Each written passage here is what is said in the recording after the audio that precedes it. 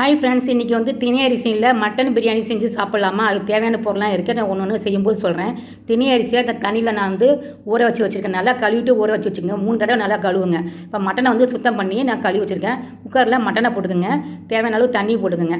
மஞ்சத்தூள், உப்பு போட்டு நீங்கள் எண்ணெய் கூட 1 டேபிள் ஸ்பூன் போட்டுக்கலாம்.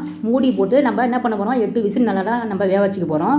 இப்போ நம்ம வந்து மசாலா வந்து நம்ம அரைச்சிக்கலாமா? அதுக்கு தேவையான பொருள் நான் சொல்கிறேன். இப்போ காஞ்ச மிளகா நான் வந்து தண்ணியில் ஊற வச்சு வச்சுருக்கேன்.